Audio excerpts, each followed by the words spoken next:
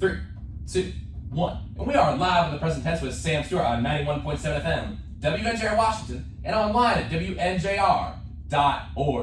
We are back, folks, for our second episode of Season 5 of the present tense. For episode 1, we had on Scott McGinnis, the AD of Washington and Jefferson College. That was a great conversation, a lot of fun, and we've got a fun one lined up for you tonight as well. My first guest tonight is a two-time All-Pac team player. In his career, he's got 5 interceptions and 82 tackles. A senior captain defensive back out of Annapolis, Maryland. Everyone, welcome on to the show, Drew Ehrlich. Drew, how are you doing tonight? What's up, Sam? Thanks for having me. I really appreciate it. Excited to be here tonight. Yeah, thank you for coming on. And my second guest tonight is also a two-time All-Pac player. He was also nominated for the William V. Campbell Award for Academics, Football, and Community Service. He also was nominated for a Comeback Player of the Year award.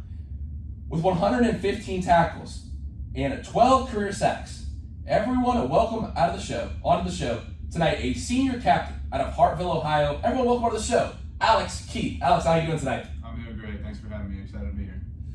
Well, I'm excited to have both you guys here tonight. Obviously, the Presidents take on John Carroll on Saturday, 1 o'clock. It's going to be very exciting to see you guys take on a very talented team in John Carroll. So you guys had an 8-3 record last year. John Carroll had a 7-3 record.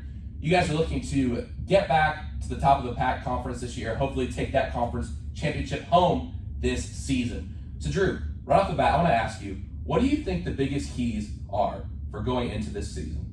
Yeah, I mean, like you said, we were 8-3 last year, and I think a lot of places would be happy in 8-3. And I think Alex and I were one of the two main guys who are like, we're not happy with 8-3. I know that's pretty good in a lot of places, but we want to set the standard a little bit higher.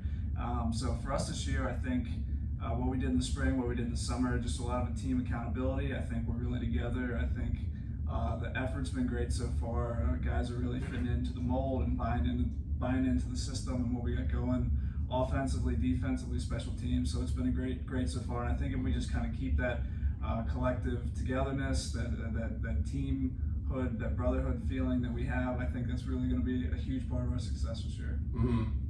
I'm looking forward to seeing you guys play. I know you guys have been working hard in camp, and going with that, Alex. Obviously, Drew's talking about the goals for the season as a whole, but you guys in camp have been looking forward to this match against John Carroll. What do you think the biggest keys are for taking down John Carroll on Saturday? Yeah, so one thing that we preach about all the time is hats to the football, and really defensively, we just want to be flying around making plays. Big thing that we've talked about this week is getting takeaways, fumbles, interceptions, flipping the field on special teams and things like that. That's really what we need to do to beat this team, because when you win the turnover battle, that's when you win games. I gotcha. And are you guys focusing on anything specific when you say turnovers? You trying to strip the ball? Obviously, both of you guys play defense, or is that just an idea of we're just trying to get turnovers, be aggressive, or is there anything extra that goes in when you're trying to, force those extra turnovers? I think a little bit of both. Aggressiveness is definitely what we want. That's desired in a defense for sure, and I think we definitely have that at WNJ. The defenses here have typically been very good in the recent years, at least that I've been here. We're looking to continue that, but also, against a good team like this, when we have the opportunity, when your teammate is holding up the running back to come in and try to punch out the ball, to try to strip the ball, or when there's a ball up in the air, try to high point that ball and get an interception there so we can flip the field, put the offense in a good situation to get some points up on the board. Nice. And one question I want to ask both you guys are both 5th-year seniors, and one question I really want to ask you guys is why you chose to come back and what your favorite part is about the game of football. What makes you love it so much? What made you want to return for that 5th year? And Drew, I'll start with you. Yeah, I mean, I think it goes back to a little bit of what I said. I think there was kind of a bitter taste in Alex and mine's mouth after last season, and we really wanted to come back and fix that. We put some of our personal stuff on hold. I know Alex is going, applying to med school, and I'm applying for law school. So I think that just kind of goes to show how important it is to us, but not only us, is getting everyone else to buy in and being a part of it. And it's been really, really great getting some guys to really kind of see some guys mature and grow and build. And I think that's, like, for us personally, at least for me, that's really cool to see guys kind of go from, like, not not bottom of the barrel, but kind of down about certain things, and slowly rising up, through workouts, through personal stuff, and just overcoming that adversity and being confident and being big parts of the team. And I think this year there's just a lot better feel around that. Mm-hmm. And Alex, for you, obviously, you are going to med school. You have big plans in the future, like Drew said, and we'll get to that. Obviously, both of you guys major the academic side of things, but for you, who wants to do another, round of education after this, what made you want to come back, and what do you still love about the game of football? Yeah, similar thing for me. So when you take a year after your undergrad before entering medical school or law school or something like that, they typically call that a gap year. So a gap year wasn't even on my radar to begin with. I was thinking I'm finishing undergrad, getting into medical school as soon as possible to get this school under my belt. And kind of after that 2021 season, we had some boxes left unchecked personally and team-wise. Similar to what Drew said, we just had some ideas as up-and-coming leaders to kind of flip the script a little bit and try to get some of those boxes checked. Mm-hmm. For sure. And one thing that you mentioned in that answer was leadership, and obviously you guys are elder statesmen on the team, older guys, and you guys have a lot of new faces, a lot of young guys who are going to step up and have bigger roles this year. Obviously you got someone like Justin Huss who's returning as a weapon, but a lot of weapons, for example, Andrew Wolf, he's graduated now. Guy like EJ, he's also graduated. So for you guys, being those older guys on the team, the defense specifically, you guys have to take on that role of leadership. So I want to ask you guys, what makes a good leader? Drew, I'll start with you. Yeah, sure. Like you said, Andrew, EJ, some of those older guys that graduated last year, tough loss, and we missed those guys. But what's really the difference in this year is I think a lot of young guys are taking on leadership roles in the sense they know their role and they're excited about their role and they want to do their role. And I think for us, it's just being encouraging, it's being optimistic, it's pushing those guys, whether it be in the weight room or on the field. And it's really just building that team camaraderie. And sometimes it comes out in a competitive atmosphere where we're jawing back and forth. But at the end of the day, it's good for those guys. It's good for us to keep that edge. And I think I really think this year, some guys maybe being unknown, we have transferred to that came in. So I think those guys are excited to make a name for themselves and for us as a team. I gotcha. And for you, Alex, what does leadership mean to you? Yeah, so you think about some of the great leaders in the game of football, coaches, players who played in the NFL for a long time and otherwise, and you think about the places that they've taken their teams. They've done really successful things, won championships, got rings, awards, and all this. But I think what also makes a really great leader is that they teach others on their team how to become great leaders when it's their time to step up. And so you kind of mentioned we have a lot of young guys, that are up and coming, and so we want to set the standard for that when we leave, that this program is so important to Drew and I know that we'll follow this for the rest of our lives. And so I want to be able to say that we left an impact, not only on the field and maybe in the record books possibly, we really want to show those guys how to be great leaders in everything that they do on and off the field, in the classroom, when they're husbands, fathers, when they're working a job someday. That's a great answer, and that's great because you just led me into my next question again. For when you have those conversations with young guys, and this is a question I always ask older upperclassmen on the present tense, and I'm sure this did happen, if a freshman W&J football player came up to you and they said, Drew, Alex, what is the biggest piece of advice you can give me for being a player in the Washington Jefferson football program under Coach Sirianni? What would you tell them? Drew, I'll start with you. Yeah, I've actually had a couple young guys come up to me already, a couple freshmen, who I think are just I think especially with how many guys we have on the team, the transition from high school to college, maybe they're just a little overwhelmed and maybe a little confused about where they are, where they think they are, what do coaches think about me, what do other guys think about me, how's class, all this stuff. So, and I totally get that. Alex and I were there at one point, and it's definitely a transition. I said, just be patient, play the course, do what you're supposed to do well in school, show up on time, don't be on the coach's radar in a bad way, and then work really hard when it comes your time. I think everyone's going to have an opportunity in this program, and the ones who put the work in and who care the most are going to be the ones who are most successful and get the most out of it. And Alex, what about you? Yeah, so when I get and like Drew said, I've had some young guys come up to me this year and last year as well. When I get a question like that and a guy who's struggling, at least myself, I find comfort to hear another person's story about where they've been and the challenges that they've faced. So my method of approach there is to talk about my freshman year when I came in here, and the seemingly insurmountable challenges that you face coming in as a freshman athlete here. Specifically for football, it's in the fall, so you get here 1.5 to 2 weeks earlier than everybody else. You're learning an entire playbook. You're studying before anybody else is even on campus.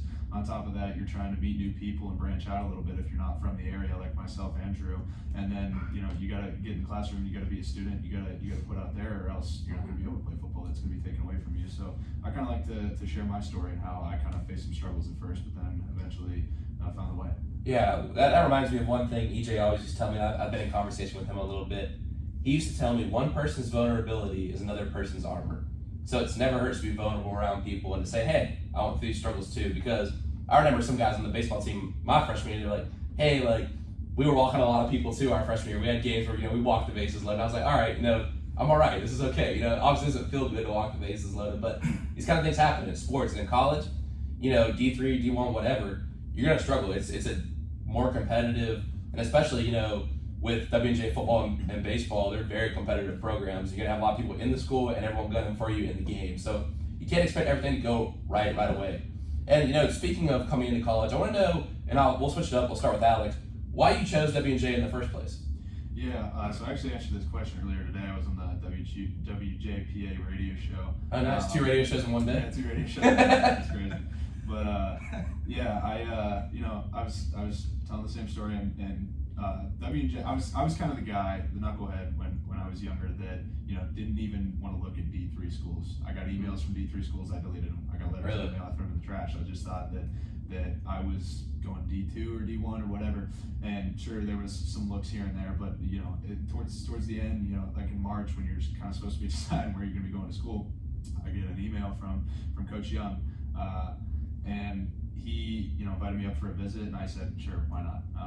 And so I came out here and saw the facilities and learned about the academics. And I knew when I was in high school that I wanted to be a biology major, so I got to learn about some of the great things that they do on the scientific side here, and how it was really tailor-made for my what I was wanting to do as a career.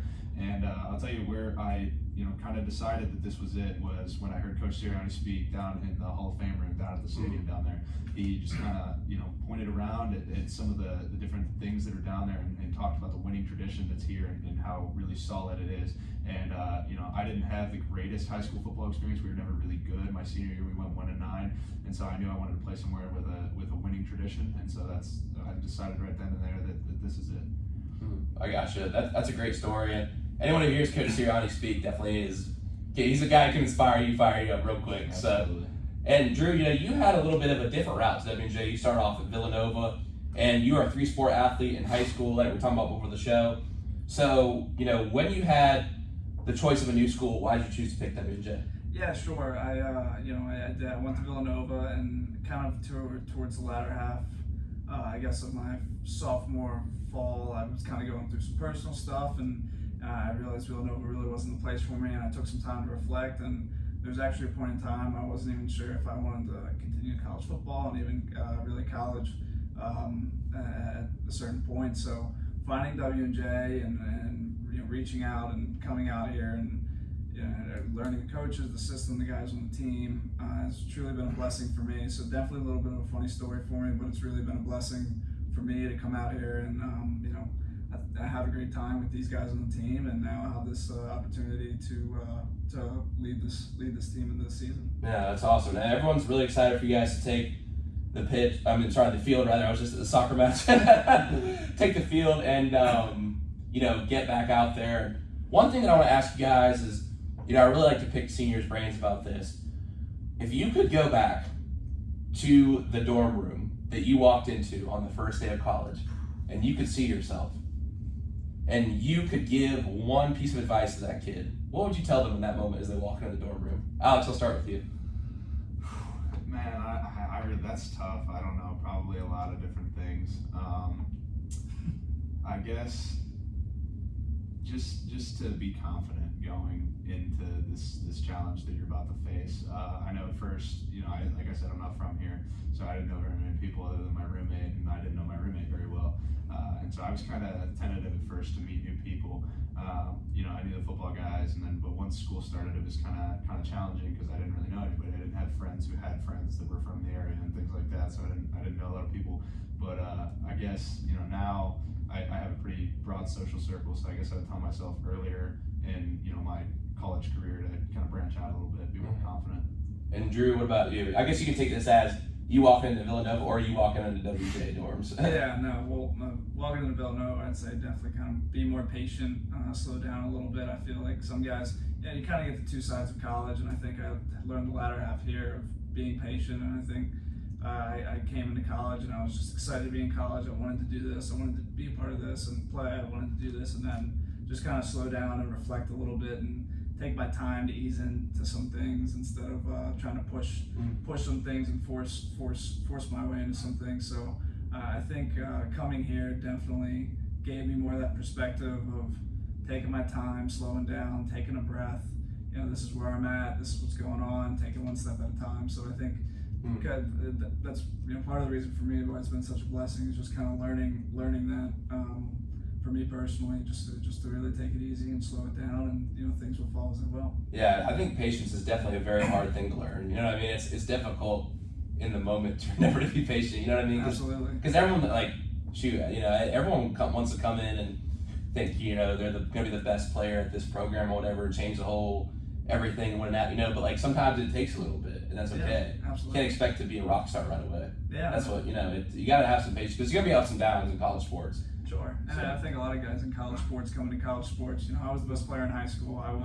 I can do this. No, coach, let me just do this. And it's like, it's just not how it works. You just got to take it easy, make the most of your opportunities when you have them. But for the time being, be patient, do the right things, and things will work out. Okay, that's awesome. And one more kind of heavy question before we get to some football stuff. And Alex, I'll start with you once again for this last kind of heavy question here. How do you want to be remembered at W&J? It's kind of like I said earlier with the leadership question. I want to be known as someone that was easily approachable, that you could come up and talk to about the best thing that's going on in your life, but also the worst thing that's going on in your life, and that you'd be able to talk to me about that, and we'd be able to sit down and have a conversation. You come out feeling a little bit better on the other side of that, and then hopefully pass that down to the next generation of WJ football players, and not only football players but students too. Within my major and otherwise, that people could come up to me and talk to me and go out feeling a little bit better, and hopefully one day be able to pass that on to somebody else. That's great advice. And Drew, what about you? How would you want to be remembered at WJ? Yeah, no, Alex killed it. That's kind of right where I am too, and just kind of going on like Alex said. Having a freshman come up to you so early, know your name, say, hey, I got this going on in my life. Can you help me out?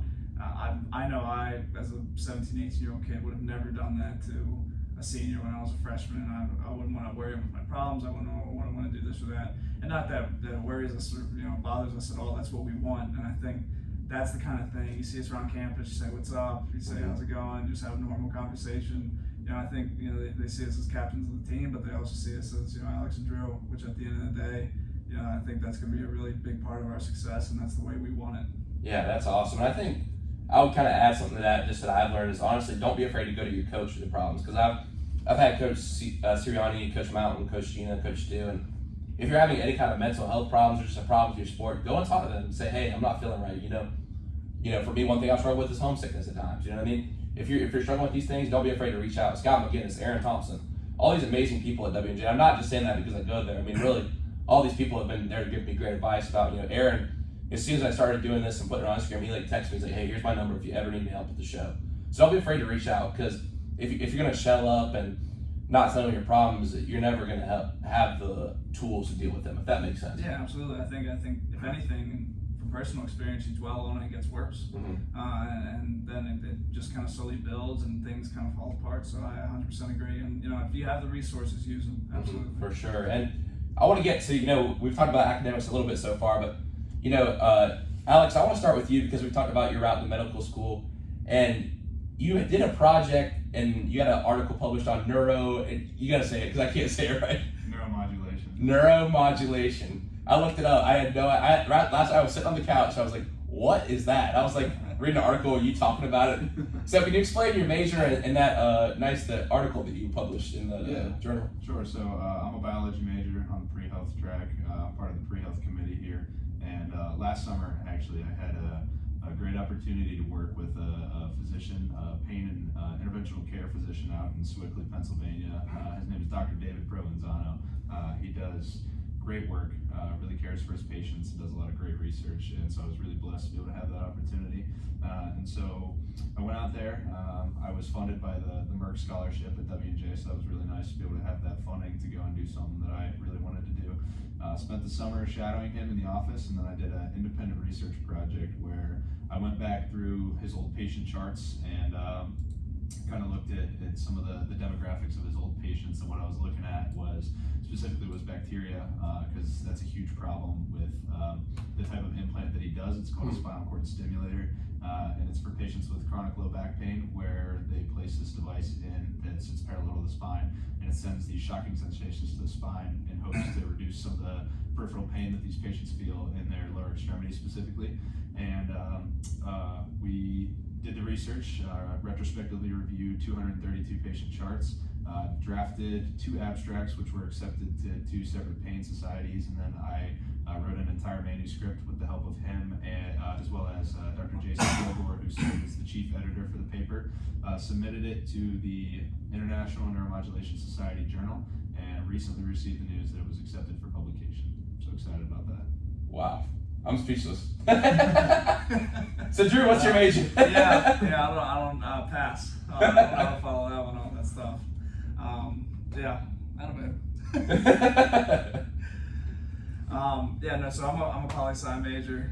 Nothing crazy like all that, but I something to bring. I did my my capstone on broadcasting, talk radio, podcasting, how that's influenced the political spectrum a little bit. Yeah, that's super cool. And I've been fortunate to have a long-standing internship with political influencer out here in Western Pennsylvania. Oh, really? So that's worked out really well for me. Do you want to go into politics after you're done with football? I'm definitely interested in it. I think it'd be a fun route for me, and I'm open to it. I would like to potentially look at the law school, which would obviously probably help with politics, but I also wouldn't mind jumping right into it. So at the end of the day, would you want to be like an advisor or something like that, or would you actually want to run for office? Yeah, I don't know. I think politics is one of those things where, like in football, you kind of start low and you build your way up. So we'll see how things work out. But I would definitely like to be involved. And who knows? Who knows how the cards fall? Maybe one day.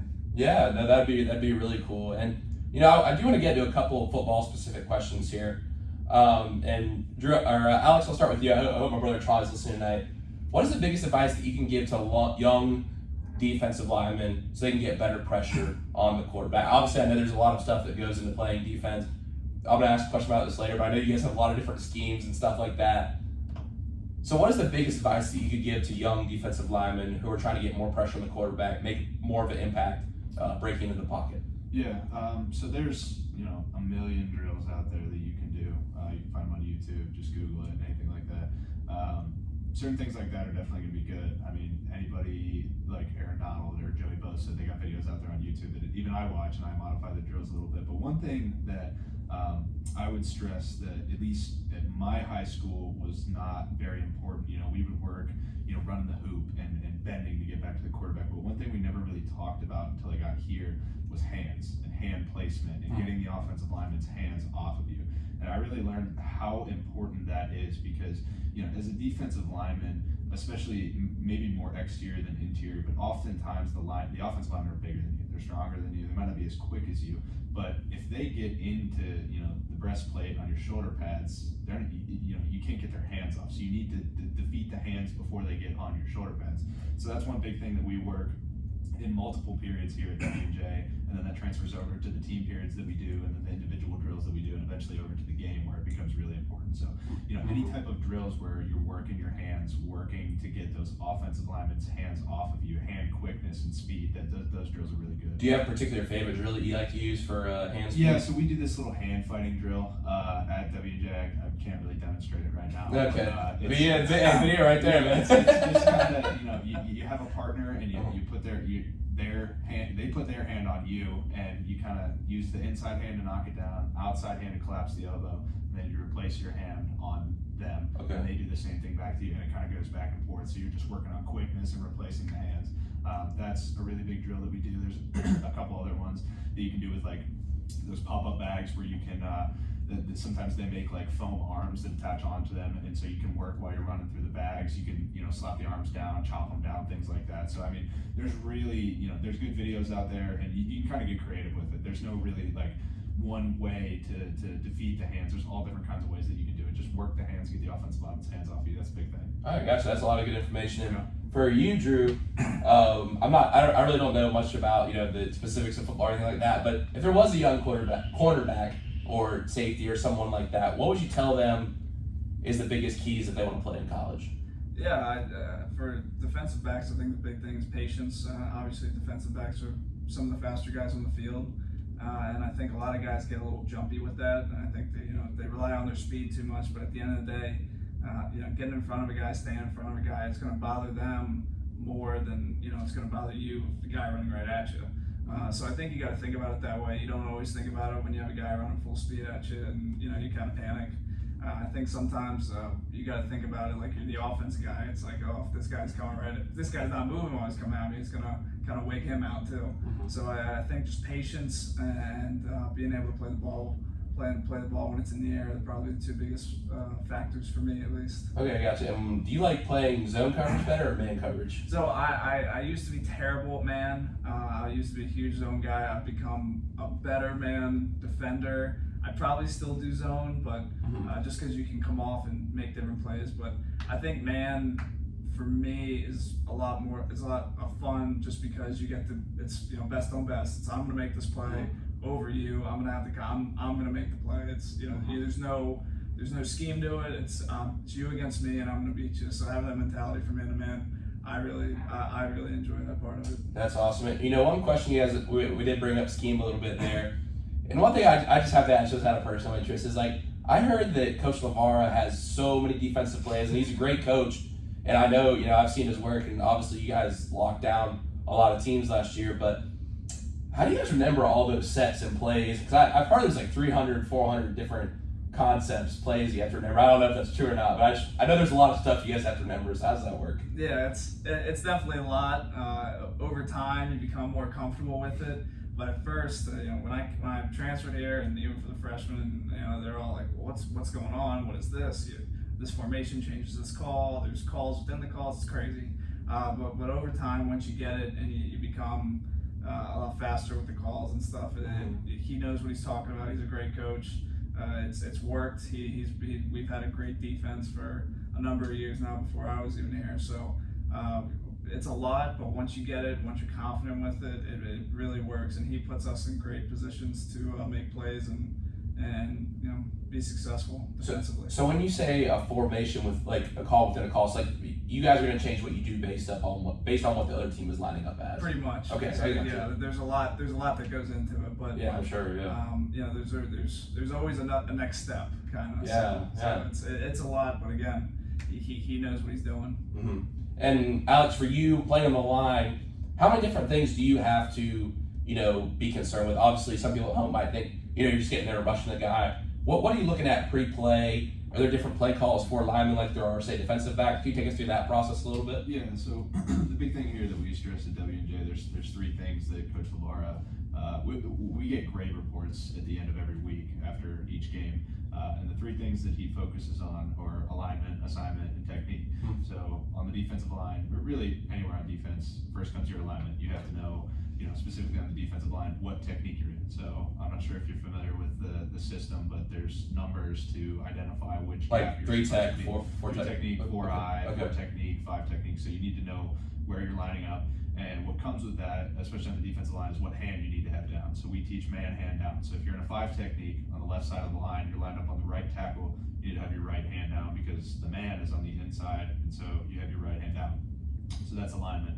Assignment, goes back to what Drew was talking about. You have to know every single one of those crazy plays and the plays within the plays. And to kind of elaborate a little bit on what he said, and what I said a little bit earlier, is it really does take studying before school even starts. I mean, when you're a freshman, you need to hit that playbook. That is one thing that, when a guy comes up to me and talks about, I'm having a really hard time with the playbook. I feel like I'm giving a lot of effort. The coaches aren't seeing me. What helped me out was I learned the playbook before anybody else, and that helped me to get seen before anybody else, because, if you're going 100% but you don't know what you're doing, it's hard for a coach to be like, yeah, okay, he's good enough to, be repping with the varsity, but if you're giving 100% and you kind of know what you're doing too, it's easier for that coach to say, okay, he can learn, so it really just takes memorizing those plays. And like Drew said, as you get older and you start actually repping it, it becomes less of taking mental reps and you're actually doing it. You have a physical connection, and so you learn it a lot quicker. And then lastly is the technique. So that is, so you're playing, for instance, let's say you're playing the C gap. You're a defensive end, you're in a 5 technique, you're supposed to be playing the C gap. Well, okay, you're supposed to be pass rushing. You're supposed to be playing the C gap the whole time on run. Are you supposed to play the C gap first, and then if you get run to you, are you supposed to shed outside and then play the B gap? There's so many different things that go into it, and it all falls back on, knowing the plays. And then once you get older, you not only have to know what you're doing, but it's really, really helpful to know what the guy next to you is doing, what the guy behind you is doing, because then you can know that if you have a linebacker blitzing in the B gap and you're pass rushing, you can't work back inside. You can't counter spin back inside. You have to stay outside, or else that defeats the blitz. Quarterback's gonna get out of the pocket, and that's a big play. It's a broken play, and coach is mad. So that's huge. Just really just finally learning what the guys next to you are doing. Wow, I guess that's a great breakdown from you guys. I hope everyone who plays football there at home is taking notes. And you guys are talking about a lot of characteristics, that would help in football as a freshman or even as an upperclassman. So I want to hit you guys with another question right now. And my question is, what is the biggest trait that a football player can have to be successful? And Drew, I'll start with you. Yeah, for me personally, I think it's a lot of what Coach LeVar preaches: alignment, assignment, and technique. Knowing what you're doing, how to do it, when to do it. And at the end of the day, the biggest thing in football is playing fast. If you're going to make a mistake, play it. Be fast, be physical with it. And I think a lot of guys get a little tentative. They're nervous to make mistakes. And once you get to the point, like Alex and I mentioned, where you know what you're doing and you make a mistake, you just are able to make that mistake a lot faster, where it doesn't look like a mistake. So I think playing hard, playing aggressive is really the most important thing. And then studying on what you're supposed to do. At the end of the day, if all 11 guys aren't on the same page, it doesn't work. And so I think Coach LeVar preaches to us to make sure we know what we're doing at all times, because he's going to put us in successful positions, and if we don't know what we're doing, it's not going to work. So I would say that's probably what it is for me. That's a great answer. And Alex, what about you? Yeah, so I'll take a little bit of a different approach. I think that a very important attribute for football players to have is resilience. So it's always playing that next play, no matter the result of the play before. A couple weeks ago, when we were scrimmaging up at Mount Union, Coach Sirianni's brother, Coach Nick Sirianni, came and gave us a speech about these dogs that were on his farm when he was a kid, and how he would take these dogs out to the farm to chase rabbits, and every single time they would be foaming at the mouth, just absolutely ready to chase these rabbits, regardless if they caught 0 rabbits, the last time, or if they caught 50 rabbits. They're always ready for that next play. And so, in football, how that translates to piggyback off of his idea a little bit is if you give up a 50-yard touchdown on the play before, the next time you get back out on that field, you better be foaming at the mouth, ready to go, ready to make that next play, saying, run the ball my way. I want the ball passed my way, not sulking in the corner, having your head down and things like that. So I just think playing the next play, having resilience for, whether the result is good or bad, or you're getting yelled at by the coach, just be able to bounce back and really, keep your head held high for the next play. Yeah, and Alex, one thing I wanted to get to tonight that you kind of let us into there was, your nomination for Mayo Clinic Comeback Player of the Year, and you had a really devastating injury. I don't want to take up too much of your story, but can you just go into that for the viewer at home a little bit, and how you were able to come back from that injury? Yeah, sure. So, the 2020 season in the fall was canceled, and so I was really just trying to grind in the weight room, getting ready for that little short season that we had in the spring there. We knew what we were getting into, but it doesn't matter if it's a 4-game season or a 10-game season. I was still excited to play. Never take a rep for granted, and was really just grinding the weight room. And I suffered a herniated disc at the L5 level, which is in your lumbar spine, and so it was pinching a nerve in my spine. I was having some radicular pain down my leg a little bit, and it was bad timing. It happened in the winter, so it was really close to the spring semester, so I knew that I wasn't going to be able to play. But it's kind of what I talked about earlier. I spent a better part of a week or two down in the dumps thinking, oh my gosh, what does this mean? Am I even going to be able to play in the fall? But eventually I got in contact with a really good physical therapist, and rather than giving everything I had to the weight training program, I was giving everything I had to the physical therapy program that I was doing. It was a lot less fun than lifting weights. It was really boring. It was a lot of core stability and things like that. But it turned out okay on the other side. So it was devastating, but definitely having some resilience, having some good people around me to push me. And really the other big thing was I was here in the spring. Even though I wasn't playing, I was able to be in practice with the guys, with Drew, with my other friends there, and kind of look on the brighter side of things. And them being able to tell me, hey, this is just a spring right now. We're not, we're going to be playing in the fall again. You're going to be ready. We're good, and things like that. And another duo of people that really helped me out were the Liseco brothers, the trainers here. Awesome. Yeah, great guys. They are. It's actually their birthday today, so I'll give them a happy birthday to Lisecos. Gotta get them on the show sometime. Absolutely. The problem is they're so busy because they're doing all that great work for our athletes. You know what I mean? They really are. So I'd love to get them on. They're always baseball games and soccer games and everywhere, man. But shout out to Seikos, man. It kept a lot of people's careers going here for 100%. Sure. But yeah, that pretty much wraps it up. With the assistance of those guys and some other people around me, I was able to come back from that injury, get nominated for that pretty cool award, and have a pretty successful 2021 season. But we got work to do. So I got you. Yeah, for sure. And like I said, we're excited to see you guys take the field. And one question that I wanted to ask y'all is we've got to know you as football players. We've got to know you on the academic side a little bit. But what do you guys get up to?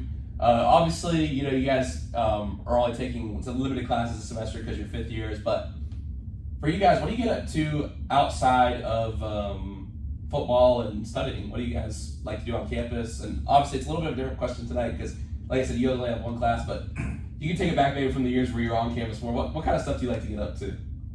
Yeah, I think it's definitely different for us right now. We're trying to find ways to stay busy. I know Alex is applying for a job today. I'm trying to stay busy working. I'm trying to get some more work for the internship I'm doing.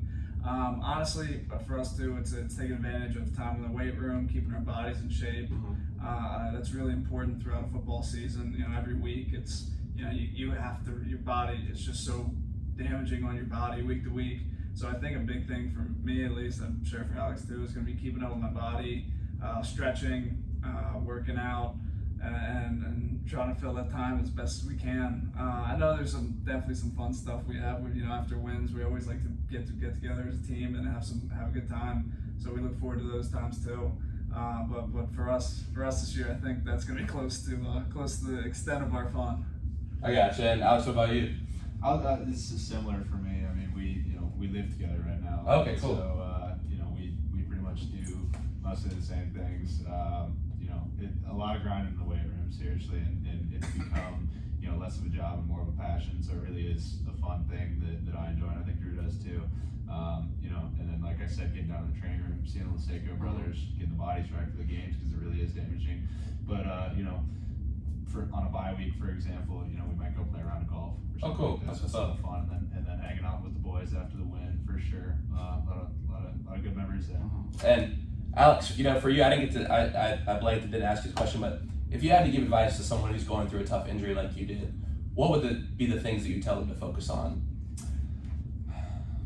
I would say just try to think about what you plan to do when your injury is back. Obviously take it a day at a time because nothing is going to heal like that. Unfortunately, you see guys who try to come back from injuries too fast and then they end up re-injuring it and they put themselves in a worse position than they were in before. So with my injury, especially a pretty serious injury, kind of just taking it slow, but then also visualizing the good things that you think about wanting to do when your injury is done, so you don't get back out on that field. making plays. For me, it helped to go back and watch some old film, from years prior, and just think about, okay, that's what I'm striving towards. That's what I want to be. That's what I am going to be. Just staying positive, not thinking about, I'm doing this boring physical therapy. I'm not going to be able to, ever play football at the level I was before. Just staying positive, I think. Yeah, that's awesome. That's definitely great advice. And I want to ask kind of a fun question now. I will tell you Coach Sirianni's answer to this question in a few minutes, but it's a question we had to season 4, and we're bringing into season 5 of the present tense. Since I make millions of dollars with the present tense, I'll preface by saying that I'll give you some of this money, and I'll also give you a free Saturday, gentlemen. That's huge. With money and a free Saturday, We'll take that. what are you fellas going to be doing? You can do anything. Oh, man. I'll take Coach Sirianni's answer while you're thinking. I'm scared to hear He it. said with his family he'd go to Disney World, but if it was just just him personally, he said he'd go to Notre Dame to watch a football game. That's an interesting answer. That's actually what Scott McGinnis said as well. So I guess I don't know. I need to go check out a football game at Notre Dame. Maybe I don't know. I mean, like Alex said, I think we definitely golf a little bit. We're big golfers. So we definitely hit the course a little bit. Okay, hit the links. Okay. I mean, Pittsburgh's fun. Pittsburgh's a good time. Maybe head down to the Berg. I'm a Ravens fan, so I try to get under the skin as many Steelers fans. Oh, nice. I got the other game last year in Pittsburgh. Yeah, it doesn't always work out great. Were you there at that game? I was. Lamar, man. Oh, you had him wide open. I was wearing purple in the bleeders. It was a tough scene for me afterwards. But yeah, so and again, having those memories though with some of these guys, some of these older guys, and seeing the younger guys out on Saturday or something, I think those are core memories for us and something that we're gonna always reflect on in our W&J careers, and it's part of the college experience. Yeah. It's playing football, putting the work in, and then when it's time to have fun, we like to have fun, but we like to do it together. Yeah, that's awesome. And Alex, what about you? Yeah, so being from Ohio, I am a Buckeyes fan.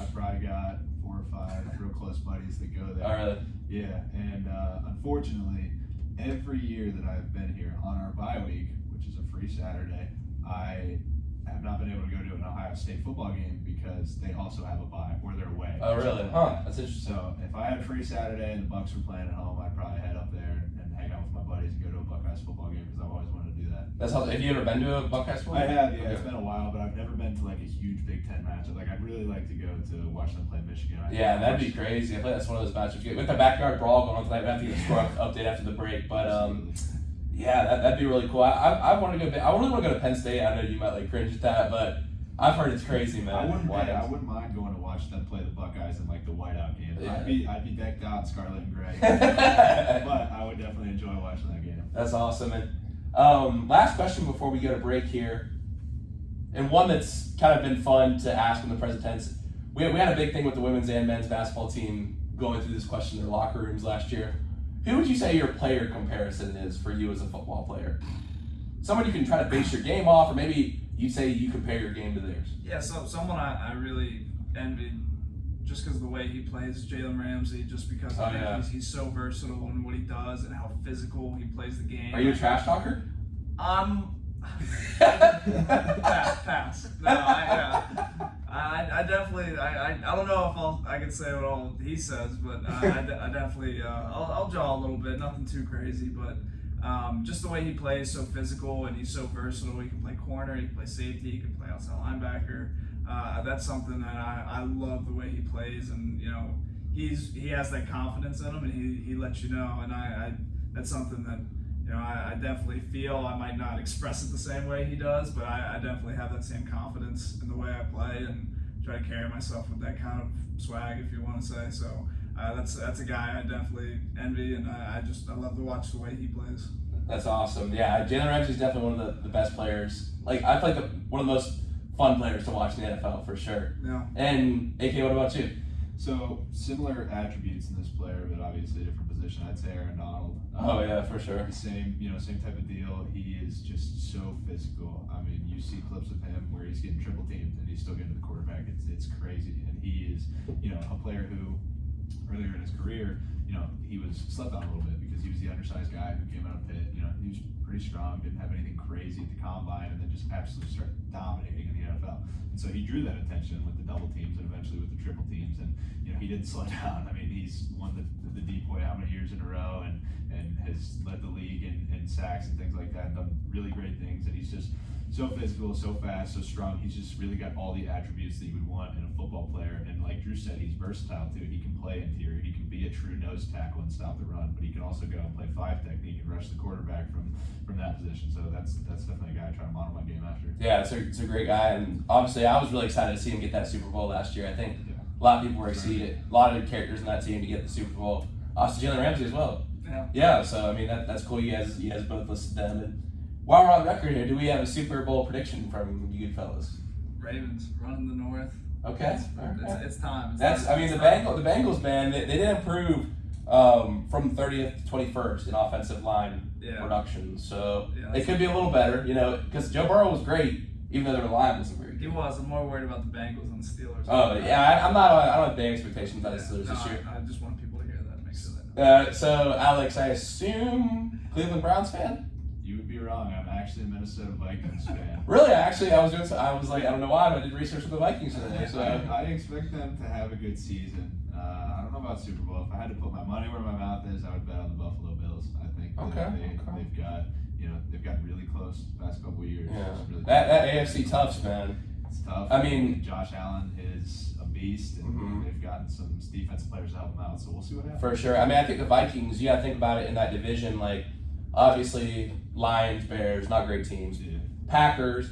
Actually, Kirk Cousins has a 3-1-1 record against Aaron Rodgers all time. So over a 500 winning percentage. A lot of people assume Aaron Rodgers runs that division, but he's actually had a few losses to the Vikings. That's kind of been his kryptonite. So why are you a Vikings fan? Let me ask that. So my dad, for whatever reason, when he was real little, just liked the colors of purple and yellow. Okay. And so he just started following them, passed it down to me and my brothers. And when my mom brought me home from the hospital when I was a newborn, I came home in a Randy Moss jersey. So that's dope. Truly from day one. I gotcha. Got a passion for him for sure. That's awesome. Purple and gold. It always reminds me of ECU. I don't know if you guys know the Pirates. Yeah, they take Old Pirates. NC State on Saturday, so it'll be an exciting game. But I don't know, maybe exciting in Greenville for about 30 minutes before kickoff, and then NC State might roll in a good squad this year.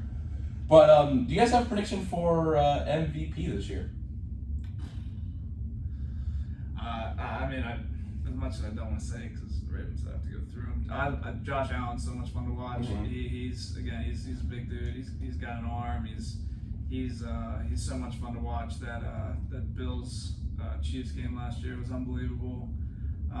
So I think he's got to be a shoo-in. I mean, my boy Lamar had an MVP season a couple of years ago. Mm-hmm. I'd love to see him get back on top. Minus the fact he's Lamar and stuff. He's just one of those guys you can root for, whether you like the Ravens or not. He's lighthearted. He's fun. He's a cool dude. So for me, those are probably my two guys. Okay, I gotcha. And quick question for you: do you think they should have changed the overtime rule after the Chiefs-Bills games? There's some controversial moments. Coach Mount was a Bills fan, still got his take on it, but I feel like you just got to stop the team. If they have 30 seconds left, you just don't let them score there. Yeah, it's tough. It's one of those things because you win the coin toss, you go down and score. It's just I don't know. It's one of those things where like you said, just kind of it is what it is. If you want to stop them, you can stop them. I don't know. It's going to be interesting. It's definitely going to prolong games, which I don't know how some of these NFL guys do it for so long and for so many weeks. So I don't know. We'll see how that works out. I'm indifferent right now on it, but it's going to be interesting to see it play out. I gotcha. And Alex, your MVP front runner this year going into the season. Anybody but Aaron Rodgers. He just went on Joe Rogan. Did you see that? Yeah, I saw. I'm about halfway through. Are you going to listen to it? I've listened to probably 30 minutes of it. And I have it's too. really hard for me to digest. I mean, I think lot going on in that mind. He's such a weirdo. Like I don't know. Like I don't even know. People that I've talked to that are unbiased, because I'm definitely biased in this. I can't stand the guy, but I just think he is just a weird dude. Like, him and Joe are gonna do some ayahuasca in the studio. Drew and I have talked about it. I just think he does some of the things he does on purpose, like for the attention. I feel like he's a troll. He is kind of trouble. But if I would agree with Drew. I would say Josh Allen, but sleeper pick Jonathan Taylor. I feel like if he has a breakout, he could be a candidate. But after all, it's a quarterback's award. Yeah, it's been about 10 years. I was gonna say if there is a running back, it could be Jonathan Taylor. If we're being honest, Cup should have won it last year. He had the Triple Crown. Yeah, What more could that kind of guy have done? So I'm going to go with someone out west that one of you guys have mentioned so far tonight. I'm going to go with Justin Herbert as my final MVP. I do like that. Over 5,000 yards, 35 touchdowns, 97.7 passer rating. Yeah. He's a young guy, possibility of an MVP. That's all I'm saying. Kind of reminds me of Josh Allen the way he plays too. Yeah. He can wing him. I think the thing that separates him a little bit from Josh Allen. Josh Allen's that true pocket passer. Yeah, he can move a little bit for sure, but I think Herbert's a lot more mobile. I would say so. I think that's going to help him out. I think he's going to get some rushing yards under his belt. Hopefully, maybe a couple touchdowns for him too.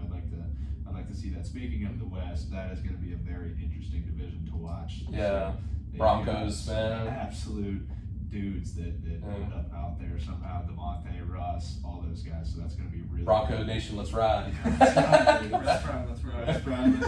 That's going to be really fun. There you go. Can I use that? Yeah, Use the show. All right, awesome. I did not know that was the thing. That's awesome. So, fellas, for my Super Bowl prediction, I got to go with my guy, Tom Brady. Wow. Signing Julio Jones, who just 2 seasons ago had 700 receiving yards. I don't know, man. I feel like Tommy's going to go back. He's going to get back in the league. He's going to get his last Super Bowl. He's going to retire, Is he going to have to take a mid-season vacation, too? Is Yeah, that what's going to happen? Jeez, hey, does he really need to be there for preseason now? That's fair. That's fine. I mean, they should have beat the they should have beat the Rams last year. I think that Crazy some game. calls down the stretch. That was a crazy game. Did either of you boys watch the Man of the Arena documentary on I did not. I heard it's really good though. Highly suggest. Have you seen Okay. it? I haven't seen it. Yeah, highly suggest. I think I only made it through the first 5 episodes, but basically it walks you through his 10 Super Bowl seasons, even the ones where he lost in. And there's a different guest speaker from that team on there, like Teddy Bruschi's on there, Bruce Wilfork, Randy Moss. Whoa, that's cool. Goes on. Yeah, and they kind of just talk about what he's obviously the main star and he talks a lot in the shows, but some of those guys just talk about like that team atmosphere. And I think for football players especially should watch that, and coaches and people in the game of football. But even I watch it with my mom, and she has 3 boys and we all play football, and she is kind of in that world. But I think for anybody it would just be like to get in the mindset of a dude who has been there 7 times, just bred to win, just an absolute beast. I think that documentary is super good to watch. I highly recommend it. I'm gonna check it out. Yeah, definitely check it out. I'll be hard pressed to get my mom to watch it. She does not like Tom Brady, but as many people know. But I love. Actually, the name of the show comes from the Last Dance documentary with Michael Jordan. I love that, and I want to watch the Captain as well with Derek Jeter. Yeah. Did you see that? Yeah, I did not see that, but Yeah, I haven't seen it yet. I want to watch it when it comes out though, for sure. Yeah, I'm just thinking of anything else we want to cover on the NFL side of things. Who's your guys' college teams? We got a couple minutes here before we go to our last segment. College teams for you guys? Buckeyes. Ohio State, right? And Drew? Yeah, I don't know. I love watching college football. I think as a defensive guy, watching Georgia last year was so cool. Oh, Seeing yeah. all the guys they had. It's kind of weird for me being a college football player rooting for another college. Right, And yeah. It's just kind of a weird thing for me. I've never had a diehard. I get that too. No, I get that too. So I've never had a diehard team. But it's just kind of, once you get into the latter half of the season, just seeing, what the teams do. It's cool for us too, just seeing, like last year, seeing some of the scheme stuff in Georgia. It's like, we saw some stuff that's like we did. And Really? Like, oh, wow, Okay, that's cool. So seeing that kind of stuff. I get what you, because when you play the sport, like say for me when I watch baseball, it's like you see it from it's like less as a fan, more as like, Yeah. And that's It's like cool. it's like you appreciate it, certain things. Yeah, it's not like you're just like a die-hard, like, Right. I mean, obviously we love our sports, but at the same time, like, it's still fun to go to a Pirates game and watch the Braves, my team, whip up on the Pirates. But, fellas, we're actually going to go to break right now and come back for our short wrap-up segment. But before we do, I want to ask you your trivia questions for tonight. Mr. Scott did not get his correct, so you guys can be the first winners of the season. So, trivia question for tonight. Drew, I'll go to you first.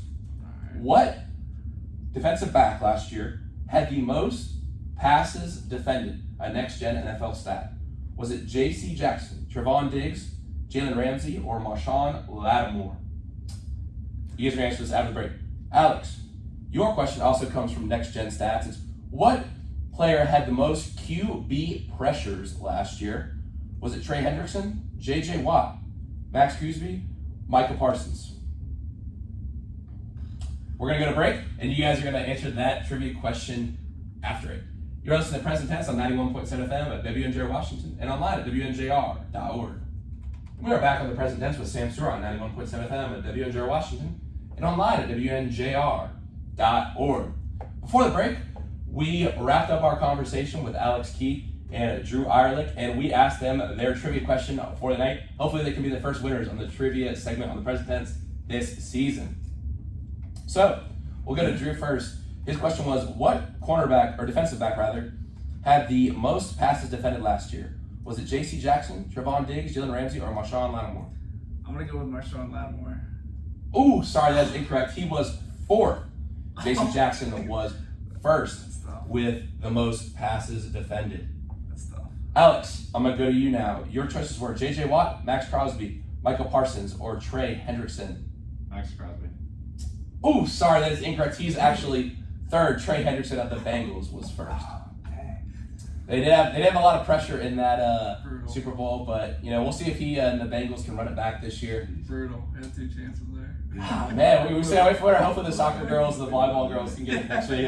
Those sports are a little bit more difficult to come up with trivia with. They don't know as much about them, but we'll find something. So guys, it's been a really fun show so far, and it's time for my favorite segment of the day. It's time for the quote of the day segment. And I don't know who wants to start first, but I'll turn it to you guys. I'll take it. So mine is from the great Denzel Washington. He said, "Do what you have to do what you want to do," and that's something that resonates with me. It's something it's almost like sometimes you have to pay your dues to get where you want to be and be able to have the freedom that you want to have. And from personal experience, I feel that to be the case, and I feel like it's pretty relatable in football in the sense of, we work in the spring and the summer, lifting, running, a lot. We do a lot of stuff in Division III. You're guaranteed 10 games, so that's 3 hours, 10 days out of the year, which, when you put in perspective, is kind of crazy. So to get where you want to be, you really have to do that stuff that you have to do, even though you might not want to. You might want to take a day off. You might want to do this or that. So that's something that always resonates with me. Yeah, that's really good one. Do what you need to. Can you repeat it again? Yeah, sure. So it's do what you have to do what you want to do. So it's that's good stuff. It's pay your dues for me, and I think like I said, for me, I maybe was not as patient as I should have been coming into college, and I want to jump into things, and at the end of the day, it's like, I got to do this, I got to put time in, I got to work at this, I got to do better at this, I got to recognize kind of some things that I needed to improve on in order to get to the point where I wanted to be and have the freedom and have the the abilities that I wanted to have that. That's awesome. That's a great quote. And Alex, I'll turn it over to you for yours. Yeah. So this is actually kind of funny. Mine's pretty similar to Drew's. I actually didn't know what his quote was prior to him saying it. But mine is from the legendary Jerry Rice. Today I will do what others won't, so tomorrow I can accomplish what others can't. And similar to what Drew said, it's kind of just about paying your dues, putting your work in, today, so that tomorrow you can accomplish things that others won't be able to do because they didn't work as hard as you. Really just, persistence and due diligence and paying your dues, kind of like Drew said. I don't have much to add there. Yeah, that's two great quotes. And guys, I know you guys are super busy. Obviously, you had a radio appearance earlier today, and I thank you so much for taking the time to come on the show tonight. Yeah, we really appreciate it. Thanks, Sam. Yeah, I hope you guys had fun. I just want to say, you guys were talking about, how you're going to be remembered as good people and all this stuff, but you guys probably don't even remember this. When I was a freshman, in the spring I was going through a lot. Baseball wasn't going great. I was homesick and stuff, and one day I was just sitting at the end of one of those long tables at comms, and I saw you guys sitting there, and I just scooted down with you guys, and you guys started talking to me, and you guys probably don't even remember that, but I just want to thank you guys for being just good representations of what it means to be good people. I really appreciate you guys, because you guys could have been oh, who's this little freshman baseball kid, and you guys took the time and talked to me when I was going through a tough time. You guys probably didn't even know that, so I just want to thank you guys for that and for coming on tonight. Yeah, that's a great story. That's Absolutely. Awesome. Thanks for sharing that. Yeah. No problem, man. And everyone, this has been a great opening week of the Present Tense. I'm super excited to keep it going. We've got women's soccer and volleyball featured next week. I'm really excited to get to those. We don't quite have the guests confirmed yet, but it's going to be a lot of fun. I can guarantee that. But until then, everyone have a great night. Remember to live in the present tense.